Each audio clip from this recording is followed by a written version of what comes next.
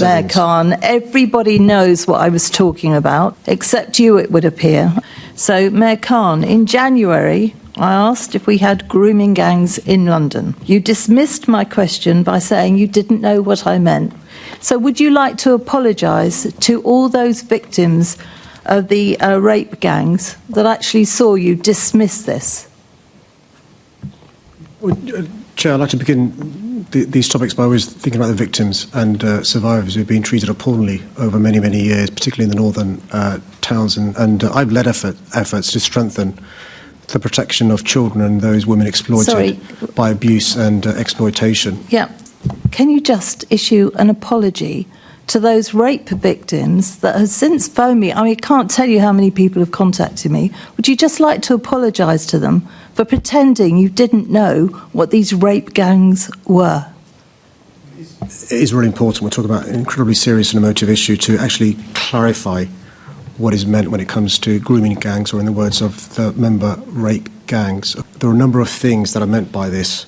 They include intrafamilial abuse. They include peer-on-peer abuse. Okay, you're not doing yourself any favours here, Mayor Khan. Everybody knows what I was talking about, except you, it would appear, and since you're the police and crime... The exchange between Susan Hall and Sadiq Khan highlights a growing political tactic in British public hearings. Turn a sensitive subject into a high-pressure confrontation where the opponent is boxed into either apologising, conceding, or appearing evasive. From the very first line, Hall sets the tone by revisiting a previous disagreement and framing it as evidence that Khan pretended not to know what grooming gangs were.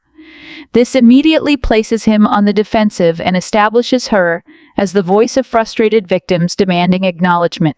Sadiq Khan responds with an entirely different approach. Rather than adopt Hall's confrontational framing, he attempts to shift the conversation back toward policy, victim protection, and the complex realities of child exploitation. He focuses on the need for accuracy, context, and proper definitions, pointing out that terms like grooming gangs and rape gangs are often used loosely, and that real cases involve multiple layers such as intrafamilial abuse and peer. On peer exploitation, for Khan, clarity in language is important because misused terminology can distort both the public conversation and the practical response. But Hall seizes on that nuance as proof of avoidance.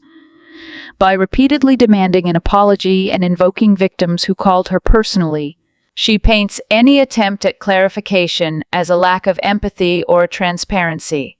Her strategy relies heavily on emotional leverage.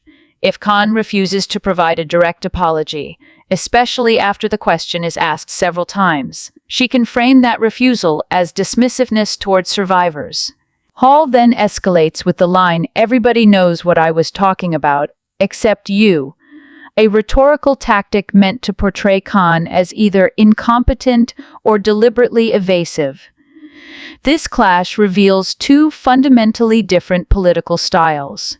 Susan Hall uses moral pressure, repetition, and emotional framing. She positions herself as an advocate for victims and casts Khan as someone who hides behind technicalities.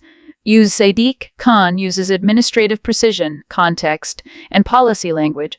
He tries to anchor the conversation in factual complexity rather than emotionally charged terminology.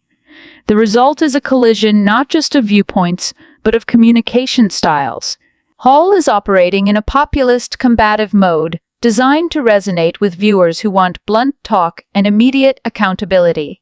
Khan is operating in a governance mode that prioritizes accuracy, nuance, and caution, especially crucial in discussions involving race, exploitation, and crime. This contrast creates a dynamic where both sides believe they are addressing the issue responsibly, yet they are effectively speaking two different political languages. Hall's approach demands a simple acknowledgement. Khan's approach insists the issue is too complex for simplistic framing. Their exchange ultimately becomes less about the facts of grooming gangs and more about who gets to define the debate. It's interesting, isn't it? Shabana Mahmood sending her officials to Copenhagen recently to understand their processes. Explain to our audience, what do the Danish do differently to us?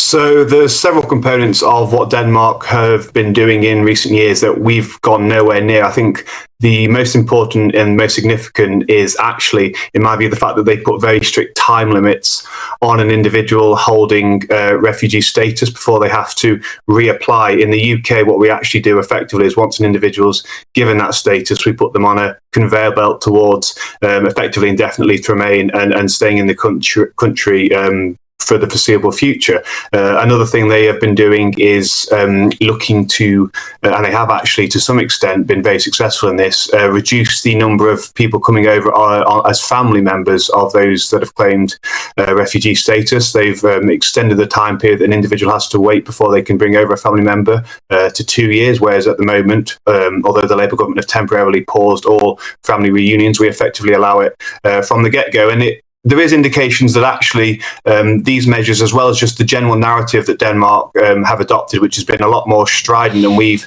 had in recent years, has actually dramatically reduced the number of people claiming asylum and coming into the system. I don't know if it's quite been successful enough in actually removing individuals whose perhaps asylum status has changed, their claim to refugee status perhaps isn't as watertight as it once was, and there's some evidence that actually the numbers being removed are not quite as high as probably the Danish government would like them to be. Well, I'd also like to bring in human rights lawyer Shoaib Khan, who's joining us as well. Shoaib, what do you make of what Rob is saying there? Obviously, part of the way that the Danish strategy works is making Denmark a very hostile environment for migrants. They seize the jewellery of people coming into Denmark to fund their stay in Denmark. Do you think that's the right thing to be doing? Should we be doing that over here? No, I mean, of course not. The thing is, I mean, if your only goal is to reduce the numbers, then fine. I mean, why don't we just withdraw from the Refugee Convention and say, fine, if you're dying in a war, you die there. What's it got to do with us? So if that's what you want to do, then of course, I mean, like Rob was just saying, we reduce the number of family members. But how is that a good thing? Someone's children, I mean, obviously, if they've been granted refugee status or asylum, that means we've accepted or Denmark have accepted their life is in danger.